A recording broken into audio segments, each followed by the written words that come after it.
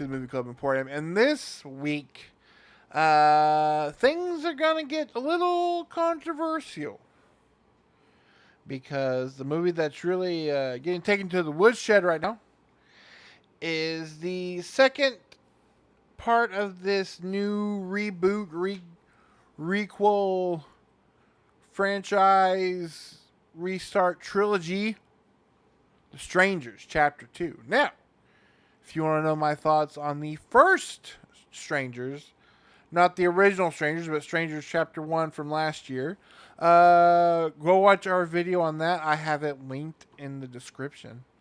I overall enjoyed it, even though most didn't, because it kind of felt like it,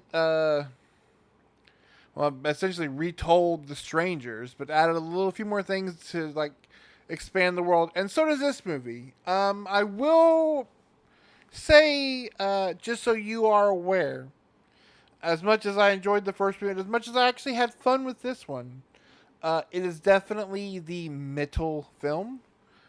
And it can definitely feel draggy in some parts. I will say at the very beginning, like the first 25 minutes or so, is kind of the stuff you've seen in the trailer, which is taking place immediately after the events of the first one, where she's like in the hospital, very Halloween 2. That stuff is really good. And the whole movie itself is shot very well. I mean, Rennie Harlan's a great filmmaker, and so um, it looks really good. Um, and the movie still does a lot of expanding the world. Whether it's you get a little more townspeople. We also meet some people outside of the little pockets area. It's like a group of college kids that show up, young adults. They all look like college kids. They could be college kids. They all look like kids to me. I'm an old man now. There is several characters that do pop up that are not part of the core town. If you know what to expect from a movie like this, it's to hit the body quota. I will say this. Even more so than the first movie, because you have the couple in the first movie. Madeline Petch is really good in this movie. I did not see a second of Riverdale, so my first interaction with her was Strangers Chapter 1. And I thought she was really good, and she really does have to carry this movie. She is our final girl throughout. And the movie does set up a lot of interesting places, although I will say it does feel very rinse and repeat. It's a lot of we get it, we're at a location, the strangers show up, we hide, we fight back, we think we hurt one when we really should go for the kill shot, we don't. We escape, make it to a new location.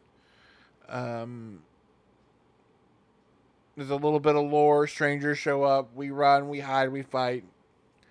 Although there is a scene in the woods that I was not expecting to happen. This movie definitely pays a lot of homage to slashers of the past, but I was not expecting a Cujo reference. And that's as spoilery as I'll get, and without spoiling exactly what's going on. And then it kind of has a cliffhanger of an ending. We do get a little backstory on who the strangers are, while not knowing still like what is going on. And in that way, it feels very. I could say it can feel very anticlimactic. To me, I really am invested in where the story is going. I have an idea. I won't get into it right now, but I will say this new iteration, this trilogy so far, these two parts, feels very novel like to me. So it's really gonna come down to that third one, whether or not they stick the landing. I think that as much maligned as these first two are, if that third one really does give a satisfying conclusion, Maybe more people will turn around on this franchise, this new trilogy. If not, I get it. Like I said in that first one, I appreciate the original Strangers for what it is. It's a very visceral, very real life, scary movie. The second one's a little more fun. This new incarnation of it, I've enjoyed. I think it definitely takes the Strangers in a more mainstream kind of digestible way, but that's not necessarily a bad thing.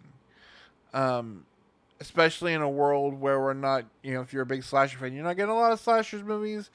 And even if you are, they are really trying to go mainstream. Even Art the Clown is as much as weird as it is quite mainstream. Maybe not in content of the films, but the character itself. So I can see them kind of doing this as a little more mainstream. I've enjoyed them. Um, I can see hardcore horror fans maybe not, but then again, I'm not a fan of the Terrifier movies, and that seems to be where those same horror fans who really hate this have really dug in their heels in. So take that for what you will. But I enjoyed The Strangers Chapter 2. I think that it's really going to come down to that third one to see kind of that, make sure that it doesn't retroactively kind of stink up these first two parts. But I'm hopeful because you have a really great filmmaker in Rena Harlan. The guy still got it. He still has some great shots, and I'm excited to see how we wrap this up and see kind of where they take it. Um, but don't you all should not be strangers. Segue. Make sure you are liking and subscribing, joining the channel. Coming up this Saturday at 9 o'clock Central Standard Time, we'll be having our September live hangout. And I will tell you two things. One, Nick and I are talking about the Sony's Spider-Man less Spider-Man universe. Your Venoms and your Madam Webs and Morbius and Kraven the Hunter.